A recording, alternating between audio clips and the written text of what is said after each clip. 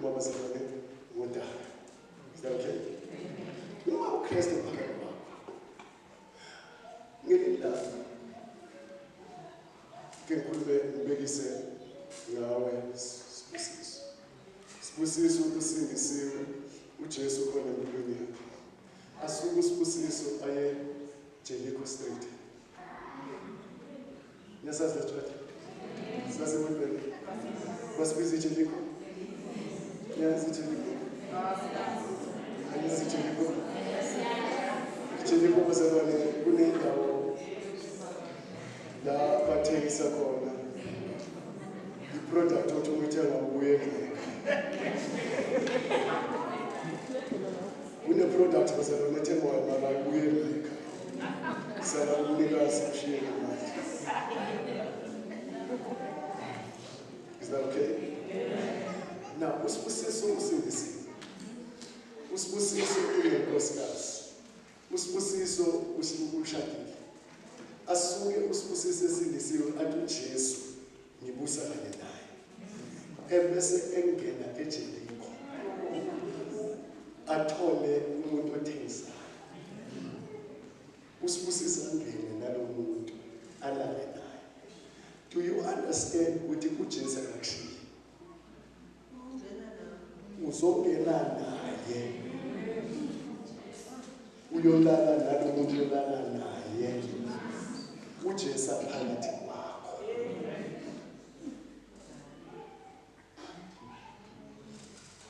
Oh, ake sishubise kancane emvakele. Uyasuka lapho uya eGreen Point. Uyamazi uJesu, uyinkosi nomsindisi wempilo yakho usindisiwe. Uthatha uJesu, umbikisa eGreen Point. Udema awumbisikhathi somuntu uthi uJesu phakathi kwakho. Umbuzisa umqombothi.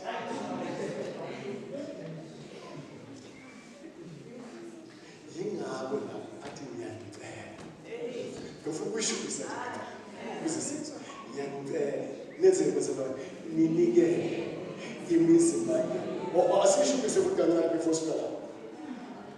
Yasikona abantu bathuthela ke. Bathuthela bakhipha inhlamvu uzibona ukuthi umzalwane lo. Njengokuthula. Lo Jesu phakathi kwakho umthukisa lenhlamba.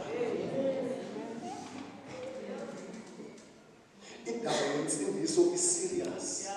Ukuze sikwazi ukubusa nokulophila, sifanele sazi ukuthi sikuphi senzani nini, ubani phakathi kwethu.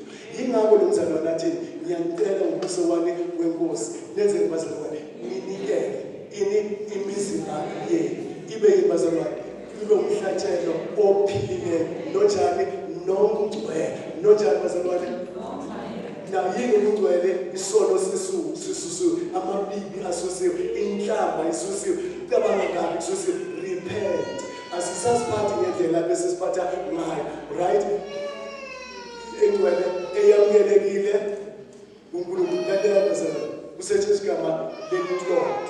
This is a reasonable service. Now, uma kwenzeka ukuthi wenze icala and lekalo lenzayo uboshwe ngalo and uthola ukuthi tishela wenze ukuthi ushaya umntwana umlimazi alimale ngalo. Ngiyazi ukuthi akuvumele wamshaya. But then uma ufika ecourt nanoma lo mntwana abekuhlasela efuna ukukushaya wazi defend wamlimazi bazokuza ukuthi lento yenzayo was it reasonable.